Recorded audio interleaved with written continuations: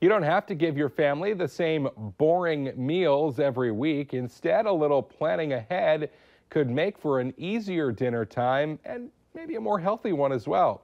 Showing us how to get started with meal prepping is the Valley Today's Christy Larson, who's live at the Family Wellness Kitchen in South Fargo. Christy?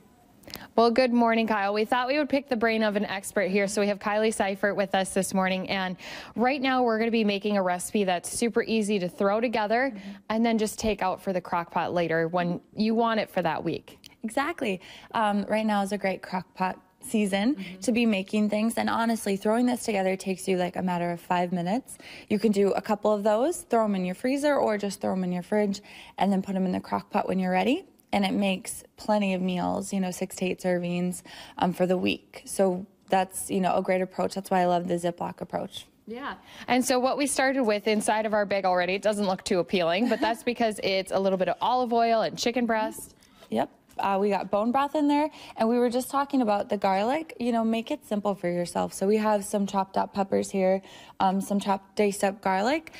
You don't have to be cutting all those things up if you don't love to do that. I really like chopping veggies, but it's time consuming, so make it easy for you. Something like this, I've even done frozen peppers in this recipe. So think about, how can I make this as easy as possible?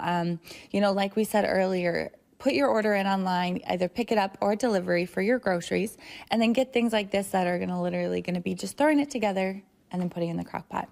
All right, so we have a couple different spices that we're going to be throwing in there. And then what I love too is this recipe, as we said, we're going to be throwing it in the crock pot, but we're actually going to be putting salsa in there as well. Yeah.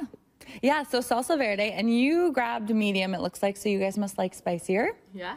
And so I love that because this is going to be most of the flavor, most of the kick, and you just dump it right in there with it. And of course, we're going to be putting up a lot of these recipes online a little bit later this morning on valleynewslive.com. But Kyle, guess what? This is going home into my freezer until I'm ready for it. So I'm going to add my own spices to it here until I'm ready to make it later this week. Sounds good. Christy Larson reporting live for us this morning. Coming up here on the